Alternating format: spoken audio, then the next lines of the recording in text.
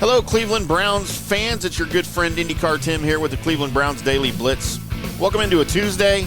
Hope your week is going well.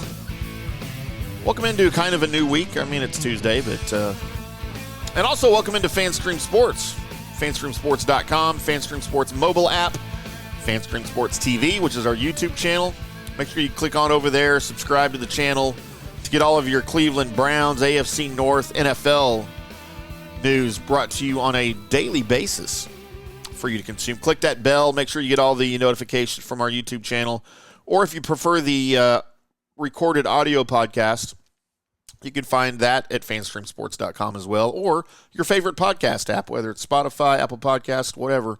Go over wherever you consume podcasts and subscribe to the show there. We would certainly appreciate a great review. Share this with your friends. As we get into the beginning, we're right in the middle of preseason. We'll be getting into the regular season soon. These shows will become more and more frequent for you, covering the AFC North, the Browns, and the NFL in particular. So, of course, the preseason getting kicked off on Saturday, the Browns and the Packers. Things on the scoreboard maybe not going according to the way Browns fans wanted, but I feel like a lot of good things happened on Saturday aside from the scoreboard, and most people don't care about the scoreboard. You know, the players probably do. There's a little bit of pride there, especially for the younger guys and the guys that aren't going to make the team for the regular season. But, you know, for the most part, coaches, you want to see things like player development. You want to evaluate guys, maybe evaluate your new offense with Ken Dorsey coming in as the offensive coordinator and see how things are going to progress that way. You want to see how guys react to being in front of and against an actual, different team rather than in training camp when you're just going against your own guys. This was full-bore football here for a lot of these guys. And the things you're looking for are, who's going to make the roster? Who's going to make the final 53? And I feel like in that regard, huge success on Saturday in one specific position group. And I'm talking, of course, you know what that podcast is about because you clicked on it. The quarterback room. And Tyler Huntley. Of course, Deshaun Watson, your starter. Hopefully he's healthy, knock on wood. Got a wooden desk. Let's hope he's healthy for the whole season, and all of this is a moot point. But Jameis Winston, the former Florida State Seminole, Tampa Bay Buccaneer, New Orleans Saint, has signed a one-year, $4 million deal this offseason with the Browns to back up Deshaun Watson. So that's a no-brainer. Serviceable backup. He'll do fine if something happens and he's called into action. But your third-string quarterback, I feel, is sort of an important position, especially for the Browns, considering what they just went through last season when they used no less than 5 quarterbacks on their playoff run and ended up being former Raven, of course, Joe Flacco, who had to come in and finish the season. Played very well, performed pretty well in the playoff loss.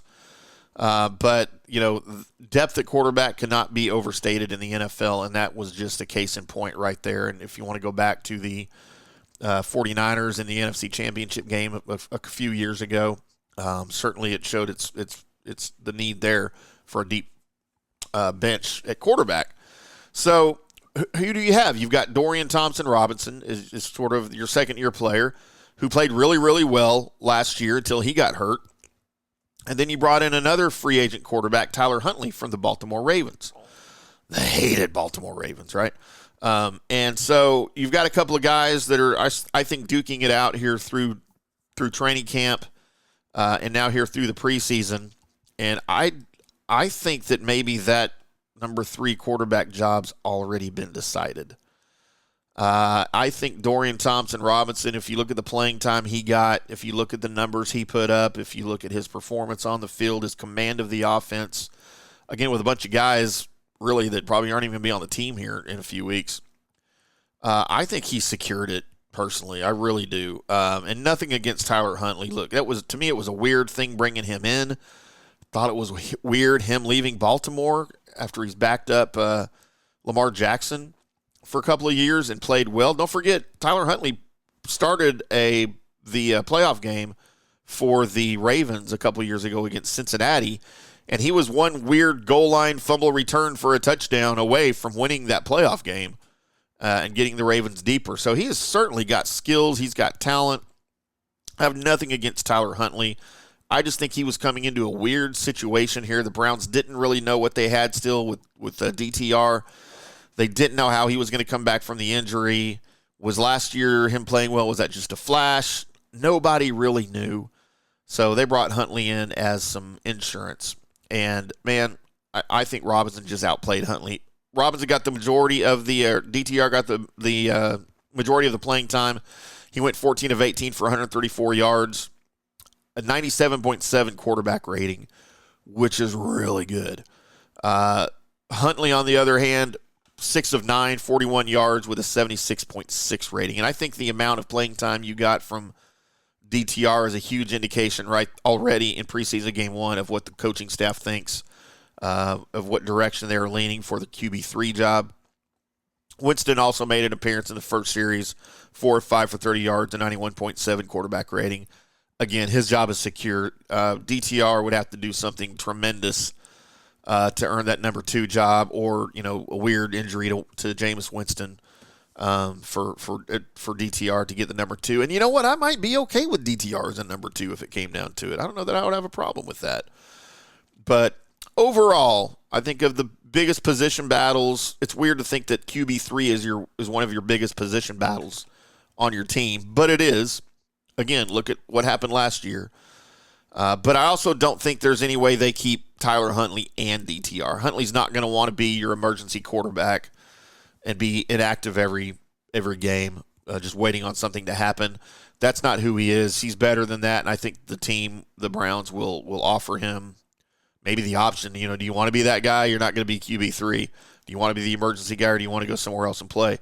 And the good news is for Huntley is that the guys that tried to replace him over in Baltimore